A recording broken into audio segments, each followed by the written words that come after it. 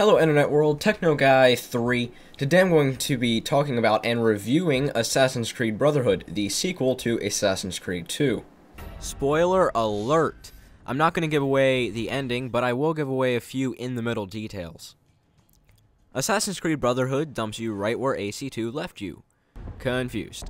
So apparently you are still in the Vatican thinking you're now free, and what do you know, lots of guards show up.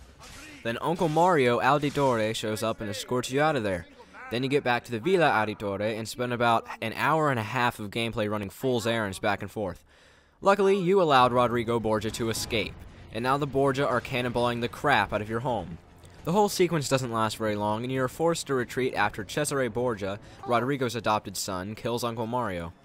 Losing all your weapons, armor, and supplies after the attack sucks, but it provides a nice starting point for new players. Speaking of which, there is a new battle system as well. No longer can you just wait for your opponent to attack and then counter. It's now much more efficient to strike first and strike fast. You can chain kills as well, but watch out for that one stray guard attacking you just as you're about to stick your sword in that other guy's abdomen. All the weapons are the same, with the addition of the crossbow, which is my personal favorite.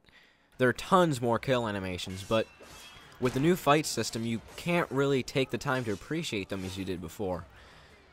You do get some new abilities though, like the ability to wield two-handed weapons, poison darts, and later in the game, a parachute. Outside of the world of the Animus though, heavy stuff is going down. Desmond, Lucy, Rebecca, and Sean find temporary safe haven in modern-day Montergioni. There's not as much pressure now though, as you are allowed to leave the Animus at any time to explore Montergioni, or check your rather unexciting email. Meanwhile, Ezio Auditore is heading down the road to stopping Cesare. You can destroy Borgia Towers now to clear the area and renovate buildings, which is your biggest source of florins to buy supplies. Speaking of supplies, that's what you get from Leonardo da Vinci, your friend whom the Borgia have forced to build weapons used to reinforce their army. You get to infiltrate Borgia facilities, take the weapons, and use them against their makers, which I must add is very satisfying. Leonardo will sell you back some of your old abilities like Climb Leap and the Double Hidden Blade, and later, Oh my God Parachutes. In addition to these side missions, there are also faction missions you can complete, which honestly tend to be boring and don't add anything to the main storyline.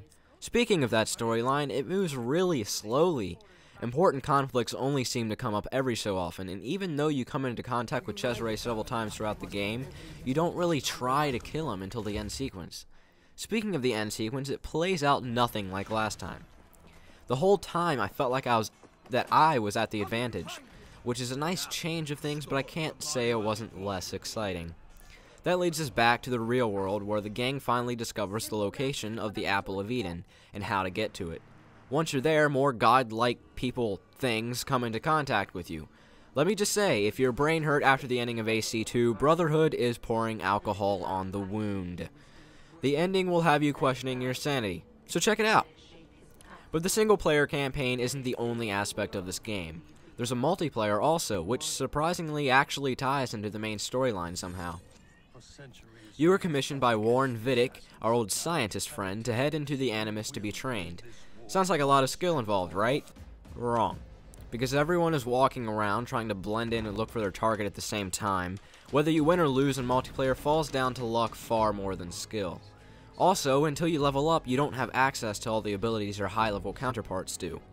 The game doesn't even explain to you what any of them do, so you're stuck to find out everything for yourself. Just like the in-game virtual training, the introductory session for the multiplayer sucks. Anyway, none of this applies if you can't actually play the multiplayer. I'm almost always stuck with horrendously long loading times, if I can get into a session at all. I use PlayStation Network, but I assume it's better on Xbox Live. Shut up, trolls. I'm not going to pay $100 for a Wi-Fi adapter and then paying $5 extra a month for a slightly better online experience. I'm sorry, I'm just not that into multiplayer on consoles. So in conclusion, how was the game? Well, I'll have to rate it like this.